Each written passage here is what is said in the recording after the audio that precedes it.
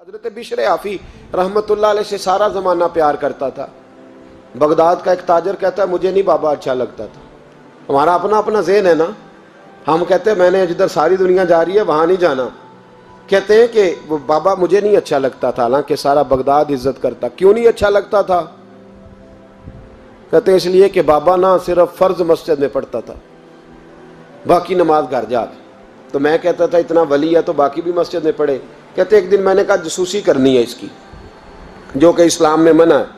کہتے حضرت بشر آفی رحمۃ اللہ علیہ نے جمعے کے فرض پڑھے، فرض پڑھ کے نکل گئے دوڑ کے۔ فرماتے ہیں میں پیچھے ہو گیا، میں نے کہا آج میں نے سنتیں چھوڑ دی ہیں پر اس کا پتہ کرنا ہے، سنت نفل بعد میں پڑھوں گا۔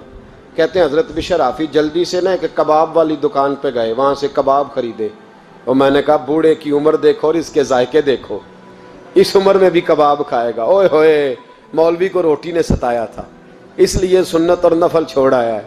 کہتے ہیں تھوڑا سا وہ آگے بڑھے تو نان بھائی کی دکان سے نا نان خریدے، میں نے کہا دیکھو یار، دیکھو اس کے ذائقے، گرم نان کھائے گا۔ بہت سارے لوگ بغداد میں رات کی روٹی کھاتے پر یہ گرم کھاتا ہے۔ کہتے ہیں حضرت وہ نان اور کباب لے کے نا جنگل کی طرف مڑے تو میرے دل میں خیال آیا یار بڑا ہی اس آدمی کا عجیب ذہن ہے، یہ اب سبزے پہ بیٹھ کے یہاں موج کرے گا، کھائے پیے گا، اور سنت نفل چھوڑ دی، اللہ ہزاروں مرید ہیں۔ کہتے ہیں حضرت جنگل میں داخل ہوئے، تھوڑا سا سفر کیا تو کچی آبادی آ گئی۔ کچی آبادی، ایک کچے مکان کی ٹوٹا ہوا دروازہ، باہر سے کنڈی لگی۔ بغداد کے ننگے پاؤں چلنے والے ہزاروں مریدوں کے اس پیر نے کنڈی کھولی، اندر گئے، ایک فالج زدہ بابا جی بیٹھے۔ کہتے ہیں حضرت بشر آفی نے اپنی پگڑی کھولی اور اس آدمی کے منہ سے پانی نکل رہا تھا، رال ٹپک رہی تھی۔ کہتے ہیں پہلے اپنی پگڑی سے منہ صاف کیا، پھر پیالے سے پانی ڈال کے منہ دھویا، پھر حضرت اس کے ٹانگوں پہ کپڑا ڈال کے روٹی کا لقمہ توڑ کے اس کے منہ میں ڈال کے کہنے لگے بابا ناراض نہ ہونا، جمعے والے دن مجھے دیر ہو جاتی ہے، ابھی تو میں نے سنت اور نفل بھی پڑھنے ہیں، ناراض نہ ہونا، مجھے دیر ہو جاتی ہے۔ کہتے ہیں وہ بابا رو پڑا اور کہنے لگا بشر یار 14 سال ہو گئے تو روز آتا ہے، 14 سال، یہ 1 صدی کا قصہ ہے، 2-4 برس کی بات نہیں، 14 سال سے تو روز آتا ہے، میں پتہ نہیں کب تک لاش بنے پڑا رہوں گا، تو کب تک آئے گا؟ حضرت بشر آفی نے بابے کے آنسو پوچھ کے کہا بابا فکر نہ کر، آج کے بعد یہ جملہ نہ کہنا کہ تو میرے لیے بوجھ ہے۔ فرمایا لوگ سمجھتے ہیں کہ میں نے عبادت کر کے مقام پایا ہے، لوگ سمجھتے ہیں میں نوافل زیادہ پڑھتا ہوں، دنیا جانتی ہے کہ میری رات کی تسبیح زیادہ مضبوط ہے، پر میں ان میں سے کوئی بات بھی نہیں، میں تو تیری نوکری کرتا ہوں تو اللہ نے میری عزتوں میں اضافہ فرما دیا ہے۔ سوچ ہی صاف نہیں، نظریہ ہی ٹھیک نہیں، فکر ہی ٹھیک نہیں۔ اسلام نظریے کا مذہب ہے، سوچ کا۔ مسند امام احمد بن حنبل کی حدیث سنی، حضرت انس بن مالک فرماتے ہیں جب انسان نے روزہ رکھا ہوتا ہے نا تو روح ویسے ہی پاک ہوتی ہے اس کی۔ میں نے یہ سوچا کہ کچھ باتیں ایسی کی جائیں جس سے تھوڑی سی سوچیں بھی تبدیل ہوں، کچھ سوچوں کا وضو، سوچوں کا غسل، افکار و نظریات کی بھی بات ہو۔ ہم سمجھتے ہیں کہ شاید کثرت عبادت اصل ہے۔ اقبال کہتے ہیں یہ ذکر نیم شبی، یہ مراقبے، یہ سرور، تیری خودی کے اگر نگہباں نہیں تو پھر کچھ بھی نہیں، تیری خودی کے اگر، اور پھر عام چیز نہیں کہا یہ ذکر نیم شبی، سویرے سحری کا ذکر، یہ مراقبہ، یہ جو تو گھنٹوں اللہ کی یاد میں بیٹھا رہتا، یہ سرور، کہتے بے کیف عبادت نہیں، سرور والی، یہ ذکر نیم شبی، یہ مراقبے، یہ سرور، تیری خودی کے اگر نگہباں نہیں، اگر تیرے نظریے کو نہیں بدل سکے، تیری سوچ نہیں بدل سکے، تیرا ایمان مضبوط نہیں کر سکے، تیری خودی کے اگر نگہباں نہیں تو پھر کچھ بھی نہیں۔ اور خرد نے کہہ بھی دیا لا الہ الا اللہ تو کیا حاصل، دل و نگاہ، دل و نگاہ، دل و نگاہ اگر مسلمان نہیں تو پھر کچھ بھی نہیں، دل و نگاہ۔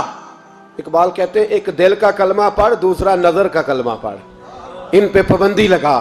دل و نگاہ اگر مسلمان نہیں تو پھر تو کچھ بھی نہیں، کچھ بھی نہیں۔ حضرت انس بن مالک کہتے ہیں میں حضور کے پاس بیٹھا تھا، حضرت عبداللہ ابن عمر بھی بیٹھے تھے، کوئی بات ہو رہی تھی، ایک حجرے میں بیٹھے تھے، دروازے پہ دستک ہوئی۔ مسند امام احمد میں حدیث ہے نبی پاک علیہ السلام نے فرمایا انس دروازہ کھولو، دروازے پہ وہ بندہ ہے جس کو اللہ بغیر حساب کتاب جنت عطا فرمائے گا، وہ بندہ ہے دروازے پہ۔ حضرت انس بن مالک کہتے ہیں میں نے دروازہ کھولا تو بندہ دیکھا، غریب سا ایک انصاری صحابی، اور بندہ بڑا سادہ، وضو تازہ کر کے آیا ہے تو پانی کے قطرے داڑھی سے بہہ رہے ہیں، اور چمڑے کے جوتے اس نے لپیٹ کے نا تو بغل میں چھپائے ہوئے، آ کے اتحیات کی حالت میں بیٹھا، حضور سے دو چار باتیں کی، چلا گیا۔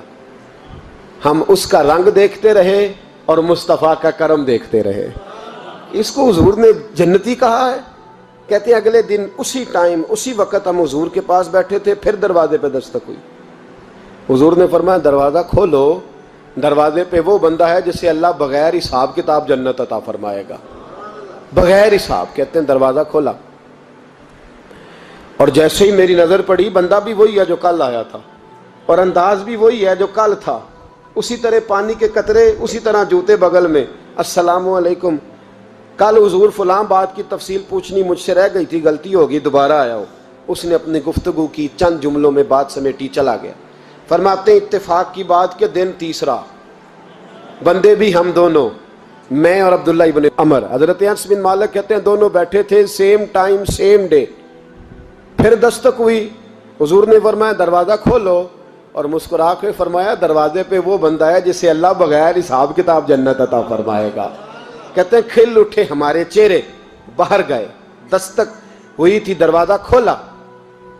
فرماتے ہیں مجھے یقین تھا وہی ہوگا جو 2 دن پہلے آیا تھا، اور میرے یقین کے مطابق ہی کام ہوا، وہی بندہ تھا جو کل بھی تھا، جو پرسوں بھی تھا، حالت اور کیفیت اور انداز بھی وہی تھا۔ پانی کے قطرے بہہ رہے ہیں، اور اس شخص نے جوتے بغل میں دبائے ہوئے خدمت میں حاضر ہوا، بیٹھ گیا، بات چیت کی، چلا گیا۔ حضرت انس بن مالک کہتے ہیں تھوڑی دیر ہوئی تو حضور بھی تشریف لے گئے۔ حضرت عبداللہ ابن عمر مجھے کہنے لگے یار ویسے کتنے اس کے نصیب ہیں، کتنے نصیب ہیں، کوئی آیا لے کے چلا گیا، کوئی آیا لے کے چلا گیا، کوئی عمر بھر بھی نہ پا سکا، میرے مولا تجھ سے گلہ نہیں، یہ تو اپنا اپنا نصیب ہے، یہ تو اپنا اپنا، اور نہ کسی کے حال پہ طنز کر، نہ کسی کے غم کا مذاق اڑا، وہ جسے چاہیں جیسے نواز دے، یہ مزاج لطف رسول ہے صلی اللہ تعالی علیہ وسلم۔ کہتے ہیں ہم لوگ گفتگو کرنے لگے، عبداللہ ابن عمر مجھ سے کہنے لگے یار ویسے پتہ کرنا چاہیے یہ کون سا عمل کرتا ہے، پتہ کرنا، جیسے ہم نہیں پتہ کرتے کہ یہ بندہ بڑا چمک گیا، پتہ کرو کون سا کاروبار کرتا ہے، ذرا اس کی جاسوسی تو کرو۔ اور بندے بھی بڑے سمجھدار ہیں، وہ سائیڈ بزنس نہیں بتاتے، وہ کہتے ہیں وہ جو میرا علیحدہ ہے وہ نہیں بتانا، کہیں یہ نہ شروع کر لے۔ حالانکہ انسان کے پاس جو خوبی، جو اللہ نے اسے دولت دینی ہوتی ہے، وہ اپنا اپنا نصیب ہوتا ہے، وہ گھر میں بیٹھے بھی اللہ عطا کر دیتا۔ وہ کہتے ہیں کہ پتہ کرو کیا عمل کرتا ہے، تو حضرت عبداللہ ابن عمر کہتے ہیں میں اس کے پیچھے ہو گیا، اس سے سلام لی، تو میں نے کہا مجھے 2-3 دن کے لیے مہمان بنا لو گے، مان نہ مان میں تیرا مہمان، 2-3 دن کے لیے مہمان بنا لو گے؟ تو کہتے ہیں مجھ سے کہنے لگا کوئی گھر میں جھگڑا ہو گیا، کیونکہ پڑوس میں تو تمہارا، قریب ہی تو تمہارا گھر ہے، میرے مہمان بننے کو جھگڑا ہے؟ تو میں نے کہا چلو ایسے ہی سمجھ لو، پر مجھے مہمان بنا لو۔ کہتے ہیں میں 3 دن اور 3 راتیں اس شخص کے ساتھ رہا، وہ کتنا صدقہ کرتا ہے میں نوٹ کرتا رہا، نماز کتنی پڑھتا ہے، اس کا کیا، میں چاہتا تھا کہ وہ عمل مجھے ملے جس کی برکت سے مصطفیٰ نے اسے 3 مرتبہ جنتی فرمایا ہے، تاکہ وہ کیفیات مجھے بھی ملیں۔ حضرت عبداللہ ابن عمر کہتے ہیں کہ میں نے کوئی خاص چیز نہیں دیکھی، وہ عشاء پڑھتا تو فجر تک بستر پہ کروٹیں لیتا، اور میں الحمدللہ اٹھ کے تہجد بھی پڑھتا، نوافل بھی پڑھتا۔ کہتے ہیں وہ 1 سپارہ پڑھتا، میں 3 پڑھتا۔ فرماتے اس نے 3 دنوں میں کھجور بھی صدقہ نہیں دی، کہ کھجور بھی، اور میں نے بڑے بڑے غریبوں کی مدد کی۔ میں کہنے لگا کہ عمل تو میرا زیادہ ہے اس سے، پھر خوبی کیا ہے؟ خاص توجہ کرنا، اسلام اور دین کا جو فکری اساس، جو فکری اساس ہمیں صحابہ نے دی۔ حضرت عبداللہ ابن عمر کہتے ہیں میں نے تیسرے دن اسے کہا بھائی اللہ تیرا بھلا کرے، تو نے بڑی خدمت کی، میں نے جانا ہے میرا کوئی جھگڑا نہیں ہوا تھا، میں تو بس تیرا عمل دیکھنے آیا تھا کہ تو عمل کیا کرتا ہے۔ تو وہ صحابی کہتے ہیں مجھے کہنے لگے یار تو میرا عمل دیکھنے آیا تھا، مجھے بتا تو صحیح کیا نے، اور کیوں دیکھنے آیا میرا عمل، تجھے کیا ضرورت پڑی میری جاسوسی کی؟ تو کہتے ہیں مجھ سے جب اس نے سوال کیا تو میں نے اس کو کہا بھائی تو 3 دن آیا نا ہم بیٹھے ہوئے تھے؟ کہا ہاں میں آتا رہا ہوں۔ کہا 3 دن نبی پاک نے فرمایا اللہ تجھے بغیر حساب کتاب جنت عطا فرمائے گا۔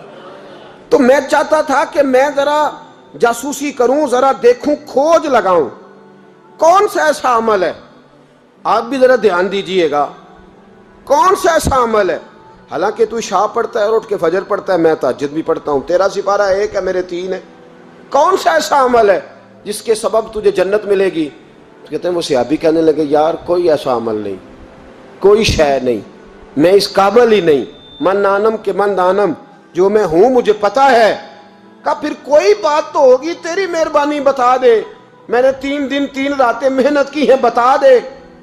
کہتے وہ کہنے لگے اگر تجھے بتاؤں نا تو پھر سن، میں جب رات کو سوتا ہوں تو اپنے دل پہ نظر ڈالتا ہوں، اور سویرے جب اٹھتا ہوں تو پھر اپنے دل پہ نظر ڈالتا ہوں، موبائل پہ نہیں، کنجی پہ نہیں کہ چابیاں کدھر ہیں، بٹوے پہ نہیں، میں رات کو سوتے ہوئے بھی اپنے دل پہ نظر ڈالتا ہوں، سویرے اٹھتے ہوئے بھی میں سب سے پہلے اپنے دل پہ نظر ڈالتا ہوں۔